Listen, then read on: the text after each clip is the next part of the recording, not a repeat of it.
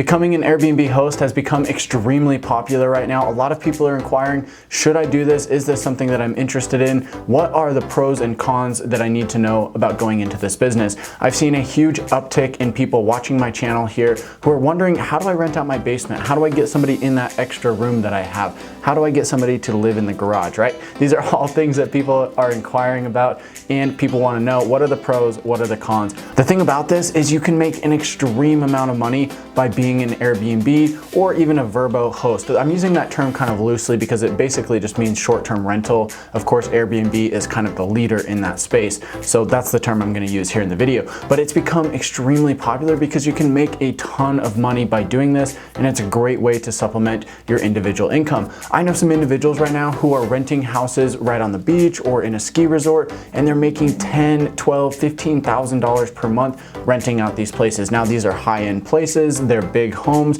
and generally you get large families or even multiple families coming to rent a place like this. But you can make extreme amounts of money. Even if you've got a small space, you can make an absolute killing with Airbnb.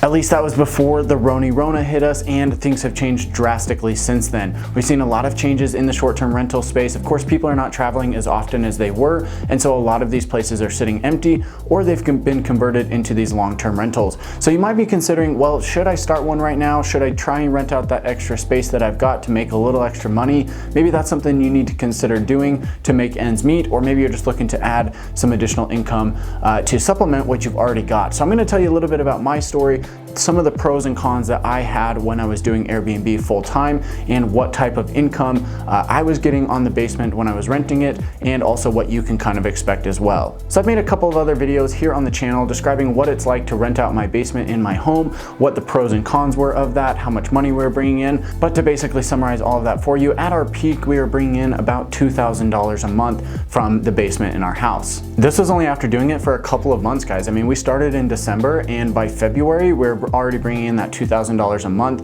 rate, and that's generally at about 70 to 80% occupancy, because you're always going to have a couple days where the place is not rented, right? Somebody might come from Friday through Monday, and then you might not have anybody on Tuesday or Wednesday until the next guest comes in on, let's say, the following Thursday. So you always have a couple days in between, usually at least, where you're not going to have somebody staying there unless you're just in a super popular place. Then of course you will get people who want to come and stay for just those couple days. But in my situation, that was not the case. I was getting people who were coming from anywhere from 3 to 7 days for their stay, and then there was a couple days in between. So we were bringing in $2,000 a month, which is absolutely incredible considering we'd only been doing this for just a couple of months. If we had the chance to build up the reviews, build up a reputation on the Airbnb website, we would have been able to increase the nightly rent that we were getting, and also increase the amount of bookings that we were able to get, and ideally, book up those extra couple nights in between each week or in between each major booking. So things were going great, but then, like I said, the Rona hit and everything canceled. Flights were canceled, trips were canceled. In just 3 days, I had 4 people say, hey, we're canceling, and we lost out on over $3,000 worth of revenue during those cancellations. So my wife and I said, well, crap, we got to figure something out. What are we supposed to do? We're kind of banking on this income. We don't want to miss out on that. It wasn't like a situation where we're going to absolutely lose everything if we didn't have it, but we didn't want to be in a spot because we didn't know how long this was going to happen. And even now, things are just barely, people are just barely getting back to traveling. And where I'm in Utah, I'm such a ski and winter heavy community. People come to Utah, they come to where I live to come and ski. And so that's what people were looking to do. So through the summer months, I wasn't expecting to have a ton of bookings anyway. So we had to figure out an alternative. So what we did is we put the basement up for rent, and immediately we had somebody come in within the first couple of days and actually say, yeah, this place is perfect. I want to rent this place. And we got $1,500 a month long-term for that basement space. So I got kind of lucky there, but I want to describe a couple of the pros and cons that we faced in this situation to help you through your situation to decide if this is the right choice for you. We're going to talk about some of the things you need to know and consider before jumping into this, and maybe the thing that you decide, hey, maybe I don't want to do short-term rental, but I still want to do long-term rental because it's such a powerful way to get some additional income. So let's weigh some pros and cons of each and some things you need to consider. Number one is you're going to get massive income potential. Like I said, we were bringing in $2,000 a month, and I could have seen that going to $2,500, even $3,000 per month in the winter months if we had stayed consistent with it and built up our reviews to get that superhost status. The way that Airbnb runs is once you get superhost status, you show up in more search results and you're more likely to get those bookings.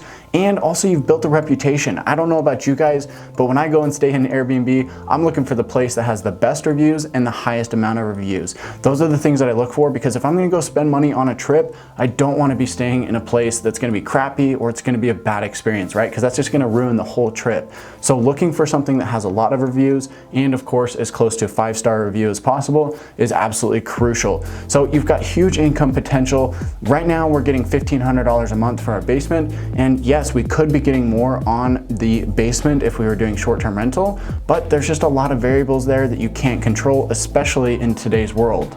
So that is the biggest pro to doing a short-term rental, is you've got massive income potential. And the second pro that I want to talk about is you've got flexibility of timing. You know, especially when you're renting out a space that's in your own home, whether it's another bedroom, it's the space in the garage, it's the space in the basement, it's really nice to have some flexibility of timing to be able to control it. So the best thing about this is being able to schedule out time when you don't want somebody staying there. For instance, when we were doing this, we didn't want somebody there over Christmas morning. We wanted to enjoy that as a family and not have somebody in our basement worrying about, you know, the internet or about this or that or where to eat that night. So we just went ahead and scheduled that out so that nobody could book during that time, so that we could enjoy the space to ourselves. This is the great thing about doing a short-term rental in the space, is because you get that flexibility to use it when you want or have it rented when you want. So let's talk about some of the cons, but before we do that, guys, make sure to subscribe to the channel. If you want to learn more about money and real estate specifically, you won't want to miss any of the future videos that I talk about where I share my experiences and also some tips and tricks to help you invest and help you get a little bit further ahead. So subscribe to the channel, give me a thumbs up on the video, and let's roll into these cons.